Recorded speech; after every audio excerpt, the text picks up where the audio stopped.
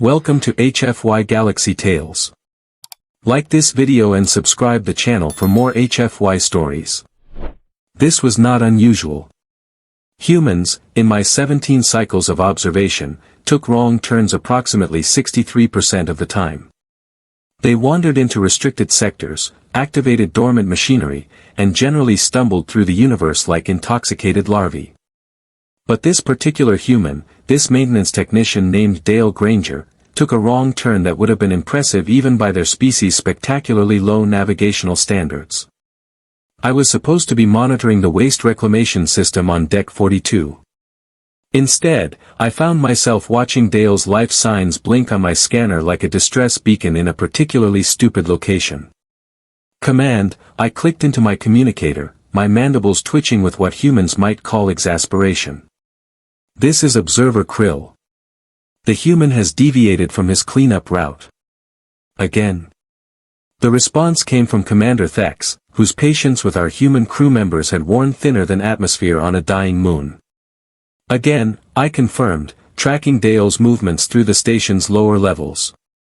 He appears to be descending into Section 9. There was a pause. Then, Section 9 has been sealed for 40 years. Apparently not sealed enough. I activated my hover platform and began following Dale's signal. The human had been assigned a simple task: clear the debris from a coolant leak on the residential level. Somehow, he had ended up 3 sectors away and dropping fast through maintenance shafts that hadn't been opened since before his species had even joined the Galactic Cooperative. Humans. Give them a map, a clear directive, and all the time in the world, and they would still end up somewhere they absolutely should not be. By the time I caught up to him, Dale was standing in front of a door that should not have existed. I say this with complete certainty because I had personally reviewed the station schematics 47 times, and this section had been listed as solid bulkhead. Granger, I announced, my translation device converting my clicks and chirps into something his primitive auditory system could process.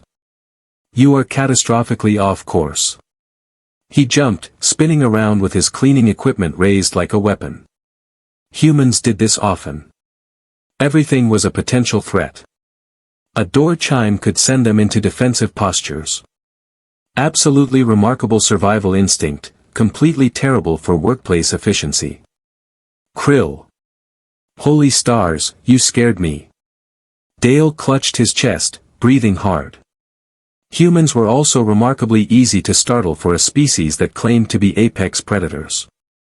The feeling is mutual, I replied, drifting closer. You were supposed to be on Deck 42. This is Deck 68. Please explain how one descends 26 levels while cleaning a hallway. Dale had the decency to look embarrassed. I saw a light. Thought maybe there was another leak. Followed the maintenance tunnel and just kept going until I found this.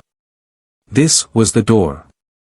It stood approximately 3 meters tall, constructed from a metal I did not recognize, which was concerning because I had been trained to recognize every alloy in current use across 400 civilizations.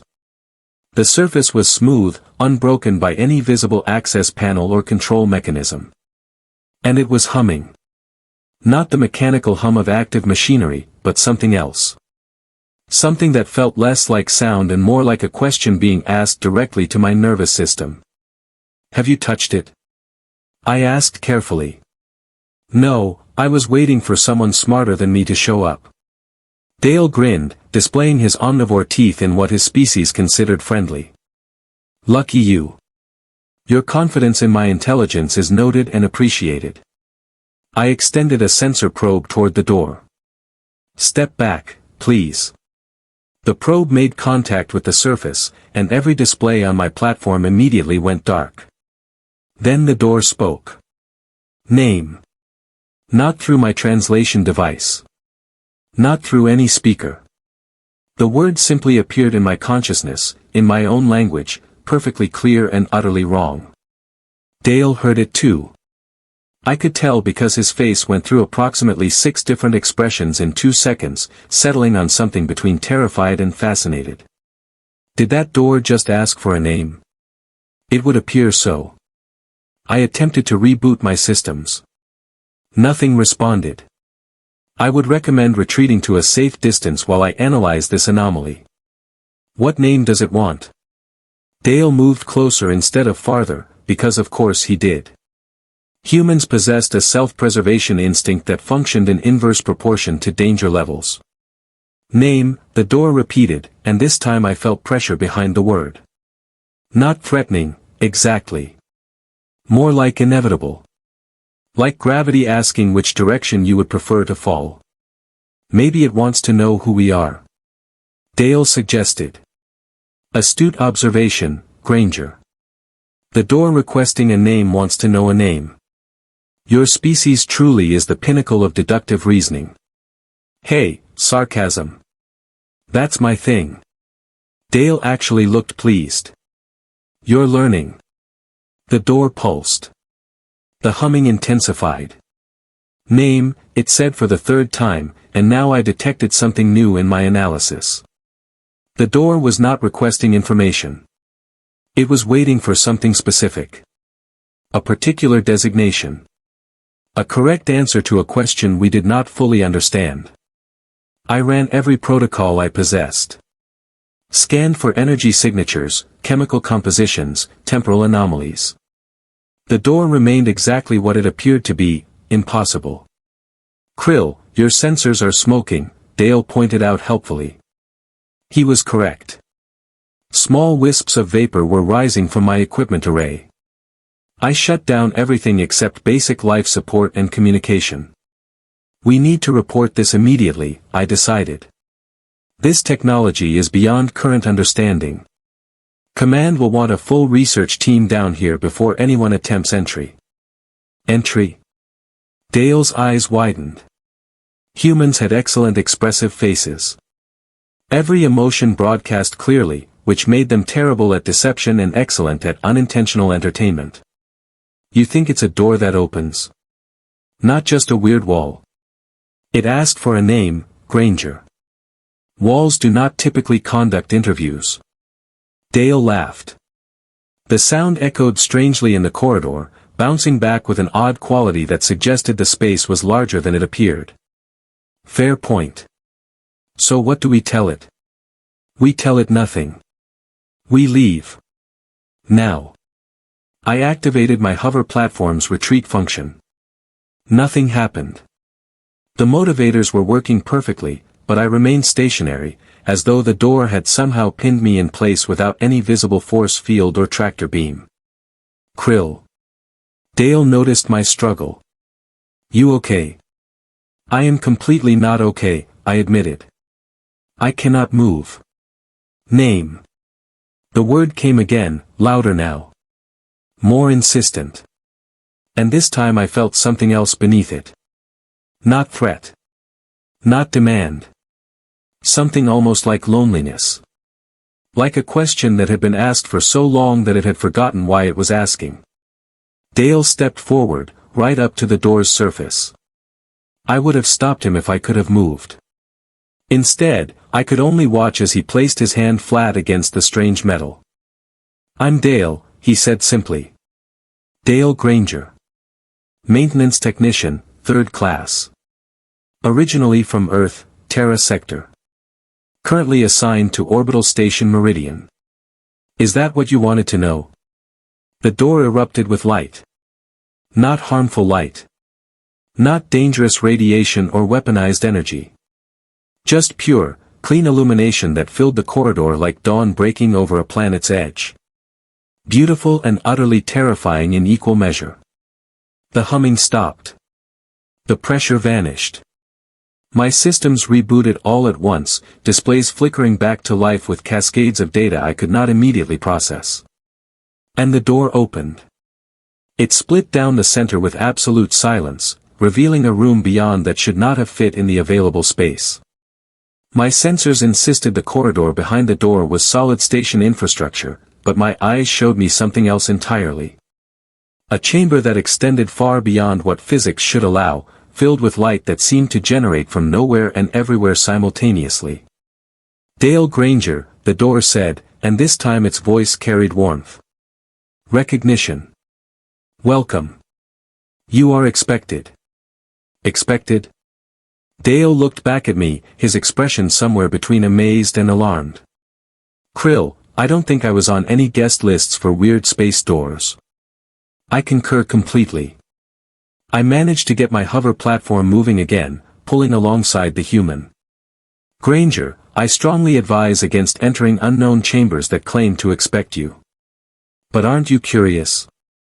He was already moving forward. Of course he was. I mean, it knows my name.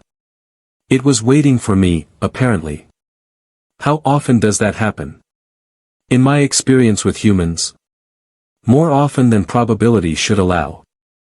Dale grinned again, that infuriating display of confidence that his species wore when making catastrophically poor decisions. Come on, Krill. Where's your sense of adventure? I left it in my other chassis, along with my sense of self-preservation, which I am beginning to think humans are born without entirely. But I followed him anyway. Because someone needed to document whatever disaster was about to unfold, and because 17 cycles of observation had taught me that humans were going to do inadvisable things regardless of any warnings provided. The room beyond the door was impossible. I had seen technological marvels. I had studied ancient artifacts. I had reviewed documentation of first contact scenarios across the entire breadth of known space. Nothing had prepared me for this. The chamber was vast, cathedral-sized at minimum, with walls that seemed to shift between solid matter and something more fluid. Structures rose from the floor in configurations that hurt to look at directly, geometry that suggested more dimensions than the standard 3. And at the center of it all, suspended in mid-air without any visible support system, was a pedestal. On that pedestal sat a small, black box. Well, Dale said, his voice hushed. That's ominous. Agreed. I scanned the box from a safe distance. I am detecting no energy signature. No active systems. No radiation. By all measurements, that is an inert container. Why do I feel like you're about to add a "but" to that sentence? But, I continued, inert containers do not typically rest in impossible rooms behind doors that request names. Dale approached the pedestal slowly. Each footstep echoed with that same strange quality from the corridor, as though the room was listening. Analyzing. Judging. Dale Granger, the voice spoke again, emanating from everywhere and nowhere. You have been chosen for a task. Chosen? Dale stopped walking. I didn't sign up for anything. I just clean hallways and fix broken equipment. You took a wrong turn. Yeah, I do that a lot. It's kind of my thing. You took the correct wrong turn. I processed that statement 3 times and it made less sense with each iteration. Excuse me, but that is paradoxical. A turn cannot be simultaneously correct and wrong. For most species, this is true, the voice agreed. But humans specialize in beneficial mistakes. They excel at serendipitous error. They are the only species in recorded history to repeatedly succeed by failing in the exact correct manner. Dale looked back at me. Is that a compliment? I genuinely cannot tell, I admitted. The voice continued. Within this container is a key. A tool. A weapon. A salvation. What it becomes depends on who claims it. For 93 years, this room has waited for someone capable of understanding what they do not understand. Someone willing to proceed despite lacking complete information. Someone who would take a wrong turn and call it exploration. So, a human, Dale said flatly. Yes. A human. He reached for the box. I wanted to stop him. Every instinct I possessed screamed warnings about unknown alien technology and unvetted missions. But I also knew, with absolute certainty, that Dale Granger was going to open that box regardless of any objection I might raise. His fingers touched the lid. The room went dark. And somewhere in the blackness, something ancient began to wake up. The darkness lasted exactly 3.4 seconds. I know this because my internal chronometer continued functioning even when everything else decided to take an unscheduled vacation from reality. When the light returned, Dale was holding the box. It had opened in his hands without any visible mechanism, revealing contents that made my optical sensors recalibrate themselves twice in rapid succession. Inside was a sphere. Roughly the size of a human fist, perfectly smooth, and composed of a substance that my scanners identified as 7 different materials simultaneously. Which was, of course, completely impossible. "Huh," Dale said, displaying his species' legendary capacity for understatement. "It's warm. Granger, I would strongly recommend placing that object back in its container immediately." My sensors were screaming contradictory data at me. The sphere was both ancient and newly created. Dormant and actively broadcasting. Harmless and catastrophically dangerous. "Dale Granger," the voice spoke again, softer now. Almost gentle. "You hold the compass." "It's a sphere," Dale pointed out reasonably. "Compasses are usually flat. With needles. And directions.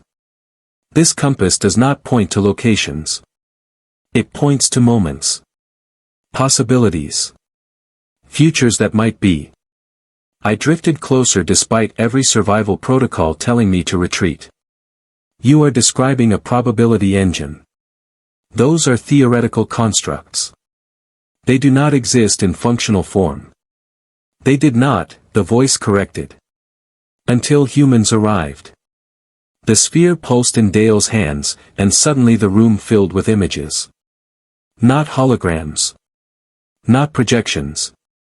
Actual fragments of reality, suspended in the air like windows into other times and places. I saw the station as it had been 40 years ago, thriving and full of life. I saw it as it was now, running at partial capacity with a skeleton crew. And I saw it as it could be, reduced to debris floating in the void. "Okay, that last one I do not like," Dale said, staring at the image of destruction. "Can we not do that one? The compass shows what may come to pass if choices remain unchanged." The voice sounded almost sad. "In 17 days, a cascade failure will begin in the station's core reactor. Standard protocols will fail to detect it until too late. 3,412 lives will be lost." The number hit me like physical force. 3,000 people. Multiple species.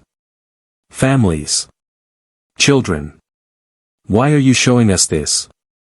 I demanded. "If you possess this knowledge, broadcast a warning. Alert station command. Do something useful instead of conducting mysterious door interviews." "I cannot," the voice replied. "I am bound by protocols older than your civilization, Observer Krill. I can only offer the compass to one who finds it through chance rather than design. I cannot act. But you can." Dale was staring at the sphere, his face cycling through emotions too quickly for me to catalog. "So what? I just point this thing at the reactor and it fixes everything." "The compass does not fix. It reveals. It shows the path between what is and what could be. Walking that path remains your choice." More images appeared. I saw Dale accessing maintenance tunnels. Saw him bypassing security systems with methods that technically violated approximately 47 station regulations. Saw him reaching the reactor core and making adjustments that my engineering knowledge recognized as both brilliant and completely unauthorized. "That is insane," I said flatly. "He is a maintenance technician, not a reactor specialist. One wrong adjustment could trigger the very disaster you claim to be preventing." "Yes," the voice agreed. "If he were alone. But he will not be alone. You will guide him, Observer Krill. Your knowledge combined with his intuition. Your precision merged with his improvisation. This is why you both found this room." "I did not find this room."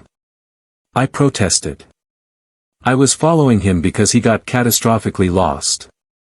"You followed him, the voice said, and I swear I detected amusement, because 17 cycles of observation have taught you that humans who get catastrophically lost often stumble into catastrophically important discoveries.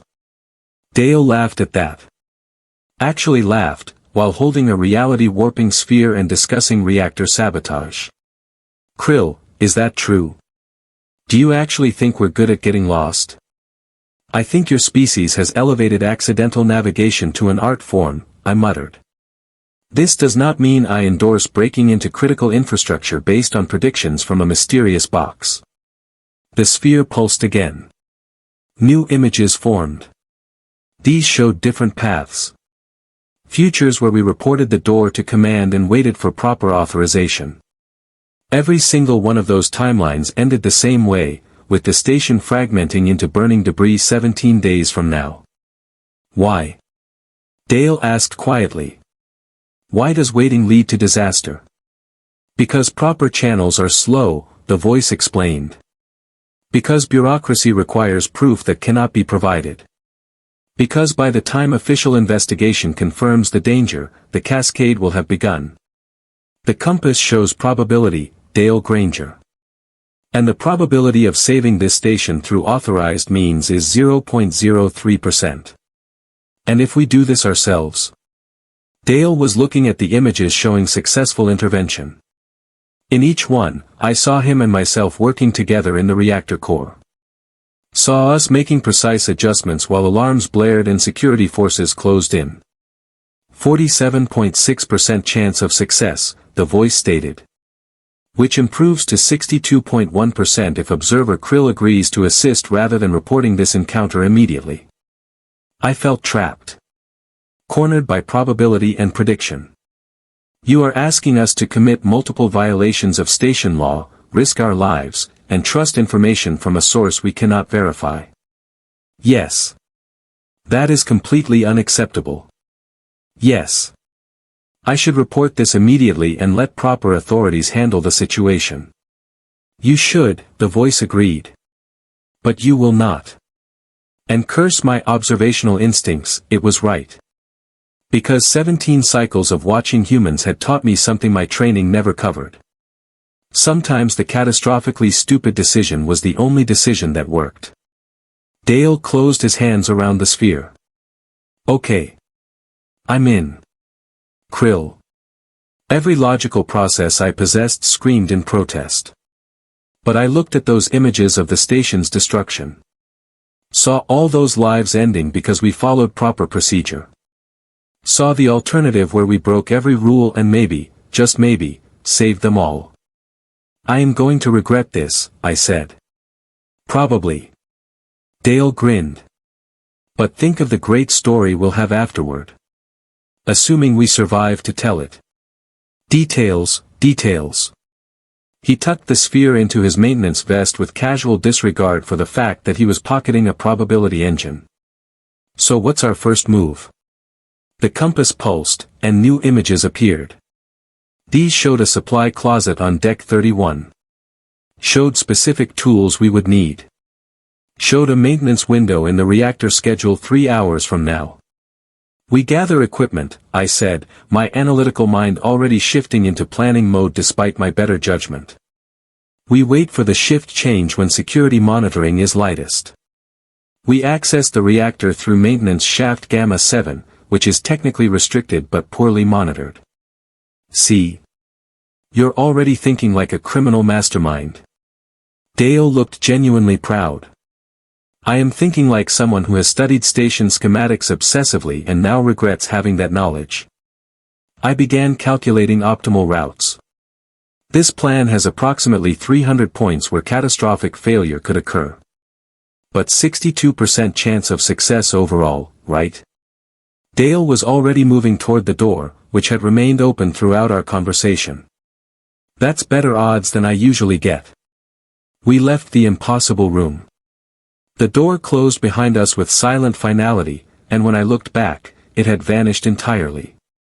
Just smooth bulkhead exactly as the schematics indicated. Did that just happen? Dale asked. My sensors recorded the entire encounter, so either it happened or we are both experiencing identical hallucinations. I checked my data logs. Everything was there, perfectly documented and completely unbelievable. The next 3 hours passed in a blur of preparation. We gathered tools under the pretense of routine maintenance. I fabricated work orders that would explain our presence near the reactor. Dale practiced the specific adjustments the compass had shown us, his hands moving with surprising precision for someone who claimed to just clean hallways. "You have done unauthorized reactor work before," I accused while watching him simulate the procedure on my training display. "I may have fixed a few things that technically required higher clearance," Dale admitted. "But they needed fixing, and I was there, and waiting for proper authorization seemed inefficient. You are a regulatory nightmare. I prefer creative problem solver." At exactly 2300 hours, we made our move. The maintenance shaft was exactly where the compass indicated, and the access codes I had extrapolated from security pattern analysis worked perfectly. We descended into the station's technical heart, where massive reactors hummed with barely contained power. "This is terrifying," Dale whispered as we approached the core chamber. "Agreed. Please try not to vaporize us. I'll add that to my to-do list right after save the station and avoid arrest." The compass guided us with pulses of warmth, indicating correct paths through the maze of machinery. We reached the primary reactor housing without triggering any alarms, which felt simultaneously fortunate and ominous. "There," I said, highlighting the specific component on my display. "Coolant regulator 7. According to the compass, microfractures are forming in the housing. In 17 days, they will breach catastrophically." Dale examined the regulator with practiced eyes. "I can see the stress patterns. Wow. This would have been invisible to standard diagnostics until it was too late. Can you repair it?" "Not repair. Replace. And I need to recalibrate the entire coolant distribution network to compensate for microscopic variances that accumulated over 40 years. He pulled out tools. "This is going to take precision I am not sure I possess." "Then it is fortunate you have me." I extended my finest manipulator appendages. "You provide intuition. I provide precision." Exactly as the voice predicted. We worked in perfect synchronization. Dale identified problems with instinct I could not quantify. I executed solutions with accuracy his hands could not achieve. Together, we became something neither of us could manage alone. 27 minutes into the repair, alarms began screaming. "Security has noticed us," I reported calmly while continuing my work. "We have approximately 4 minutes before they arrive. Can you do something about that?" Dale was sweating, hands steady despite the pressure. "I can loop their cameras and seal the access doors, buying us perhaps 6 additional minutes. After that, we will be thoroughly arrested. Make it happen." I split my attention between delicate reactor work and frantic digital security bypass. My processors ran hot. Warning indicators flashed across my displays. And somehow, impossibly, we kept working. The compass pulsed steadily in Dale's vest, like a heartbeat. Like encouragement. Done. Dale sealed the final connection just as someone began cutting through the access door with industrial torches. "We need to leave immediately," I said. "Where?" "They have every exit covered." The compass pulsed 3 times, and suddenly I saw it. An emergency maintenance tube that fed directly to the waste reclamation system. Undignified. Smelly. And completely unmonitored. "Follow me," I commanded. "And try not to think about where this tunnel is usually used." We escaped through the station's waste systems while security forces flooded the reactor chamber. They would find evidence of our presence. They would discover the unauthorized repairs. They would absolutely identify us eventually. But they would also find a reactor that no longer faced catastrophic failure. They would run diagnostics that confirmed our adjustments were perfect. They would realize, whether they admitted it or not, that we had saved 3,000 lives. We emerged on deck 42, filthy and exhausted and technically fugitives. Dale pulled out the compass. It had stopped glowing. Just a simple sphere now, inert and peaceful. "Think it's done with us?" he asked. "I think we are done with it," I replied. "The question is what happens next." What happened next was 17 hours of interrogation, during which neither Dale nor I could adequately explain how we knew about reactor flaws that standard diagnostics had missed. We described following maintenance hunches. Lucky guesses. Routine inspection revealing unexpected problems. We did not mention impossible doors or probability spheres or voices offering forbidden knowledge. Commander Thex eventually dropped the criminal charges when the full scope of the reactor damage became clear. We received formal reprimands. Mandatory safety retraining. Restrictions on our station access. And quiet, unofficial gratitude from 3,000 people who would never know how close they had come to death. 2 weeks later, I found Dale in the observation deck, staring out at the stars. "Krill." He brightened when he saw me. "Guess what? I got lost again today. Ended up in the botanical section somehow. Found this amazing plant that apparently blooms once every 7 years, and today was the day." "Of course you did," I said, settling my hover platform beside him. "Your navigation skills remain spectacularly terrible. Or spectacularly excellent, depending on your perspective." He grinned. "Think we'll find any more impossible doors?" "I sincerely hope not. My systems are still recovering from the last one." But even as I said it, I was scanning. Wondering. Watching for anomalies in the station's infrastructure. Because Dale was right about one thing. Sometimes taking the wrong turn led you exactly where you needed to be. And humans, bless their catastrophically lucky species, took wrong turns better than anyone else in the galaxy.